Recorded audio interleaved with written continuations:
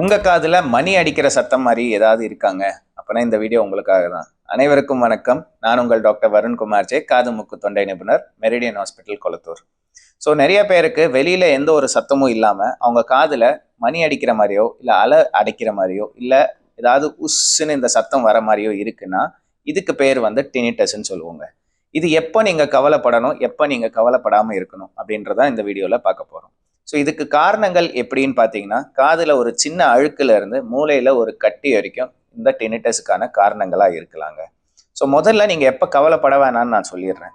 So இது வந்து சில பேருக்கு கொஞ்சமாக சத்தம் வந்துக்கிட்டே இருக்கு, மற்றபடி அவங்களுக்கு இதனால தூக்கம் கெடுதலோ இல்லை அவங்களோட வேலை கெடுதலோ இல்லை காது கேட்காம இருக்குதுனாலோ இதெல்லாம் கவலைப்பட வேணாம். ஸோ அவங்களுக்கு காது நல்லா கேட்குது, எப்பயாவது சத்தம் வந்துட்டு போகுது அப்படின்னா இதுக்கு கவலையே பட வேணாம். இது கொஞ்ச நாள்ல அதுவே சரியாயிடும்.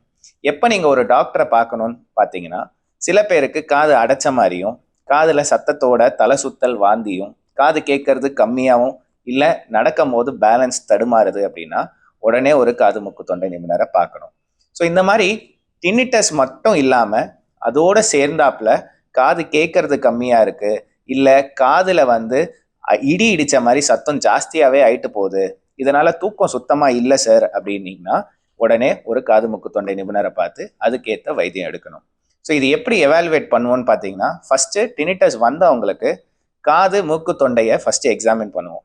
காதில் ஏதாவது அழுக்கு இருக்கா, இல்லை இன்ஃபெக்ஷன் இருக்கா, இல்லை காதில் ஓட்டை இருக்கான்னு ஃபஸ்ட்டு பார்ப்போம். ரெண்டாவது நோஸ் எக்ஸாமினேஷன், இதுதான் ரொம்ப முக்கியம். ஸோ மூக்கில் இருந்து காதுக்கு போகிற டியூப்பு ஏதாவது அடைப்பு ஏற்பட்டிருக்கு, இல்லை மூக்குக்கு பின்னாடி சதை இருக்கான்னு ஃபஸ்ட்டு பார்ப்போம். இந்த மாதிரி காரணங்கள்னாலையும் காதில் சத்தம் கேட்கும். ஸோ இந்த எக்ஸாமினேஷன் பார்த்துட்டு இதுலேயும் நல்லா இருக்குது அப்படின்னா செகண்டாக பண்ண வேண்டியது நாங்கள் காதுக்கு ஹியரிங் டெஸ்ட். சில பேருக்கு காது ஹியரிங் கம்மியாக இருக்கும் போதும் இந்த சத்தம் கேட்கும். சில பேர் இந்த மெஷினரிஸ்லாம் வேலை செய்வாங்க, அந்த மெஷினரி சத்தம் கேட்டு கேட்டு கேட்டு காதோட நரம்புகள் வீக் ஆகி இந்த சத்தம் வரும். ஸோ அந்த மாதிரி இருக்கும் போது இந்த ஆடியோமெட்ரியில் நம்மளுக்கு தெரிய வரும். தேர்டாக பண்ண வேண்டியது என்னன்னு பார்த்தீங்கன்னா ரேடியோலாஜிக்கல் இமேஜிங், அதாவது சிடி ஸ்கேன் இல்லை எம்ஆர்ஐ. ஸோ இந்த எம்ஆர்ஐயில் நம்ம என்ன பார்க்க வரோம்னு பார்த்தீங்கன்னா, இந்த காக்லியான்னு சொல்லப்படுற செவித்திறன் எப்படி இருக்குது, மூளையில இருந்து காதுக்கு வர நரம்புல ஏதாவது பாதிப்பு இருக்கா, நீர்க்கட்டி இருக்கா, இல்லை டியூமர் இருக்கான்னு பார்ப்போம். இது மூலியமா நம்மளுக்கு காரணத்தை கண்டுபிடிச்சு அதுக்கேற்ற வைத்தியம் பண்ணுவாங்க. ஸோ டினிட்டஸ் வித் ஹியரிங் லாஸ்னா ஒரு ட்ரீட்மெண்ட், டினிட்டஸ் வித்தவுட் ஹியரிங் லாஸ்னா ஒரு ட்ரீட்மெண்ட். ஸோ இப்போ காதில் ஒரு அழுக்கு இருக்குன்னா அழுக்கு எடுத்துட்டா காதில் இருக்கிற சத்தம் போயிடும். மூக்கில் சதை இருக்குன்னா சதையை ஆப்ரேட் பண்ணி எடுத்துட்டோன்னா இந்த காதில் இருக்கிற சத்தம் போயிடும். இல்லை இந்த மாதிரி எந்த காரணமும் இல்லை, வெறும் காதில் சத்தம் தான்னா ஃபஸ்ட்டு மல்டிவைட்டமின் கொடுப்போம். செகண்டு கோமார்பிட்ஸ், அதாவது சிஸ்டமிக் ஹைப்பர் டென்ஷன், பிபி இருக்கா, இல்லை சுகர் இருக்கா, அதுக்கேற்ற வைத்தியம் பண்ணிங்கன்னா இந்த காதில் இருக்கிற சத்தம் குறைஞ்சிரும். ஸோ இந்த மாதிரி காதில் சத்தத்தினால நிறைய பேர் டிப்ரெஷனுக்கு போகிறாங்கங்க.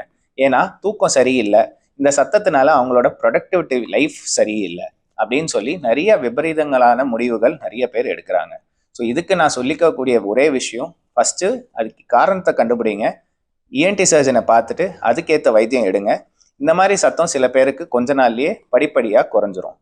இது கண்டுபிடிச்சதுக்கப்புறம் இதுக்குன்னு ட்ரீட்மெண்ட் பார்த்தீங்கன்னா டினிட்டஸ் ரீஹாபிலிட்டேஷன் இருக்குது, டினிட்டஸ் ஹேபிச்சுவேஷன் தெரப்பின்னு இருக்குது. ஸோ இந்த மாதிரி தெரப்பி மூலயமா உங்களுக்கு பயன்படுறது ரொம்ப அதிகங்க. ஸோ இந்த மாதிரி யாருக்காவது காதில் சத்தம் கேட்குதுன்னா இந்த வீடியோவை ஷேர் பண்ணுங்கள். நன்றி, வணக்கம்.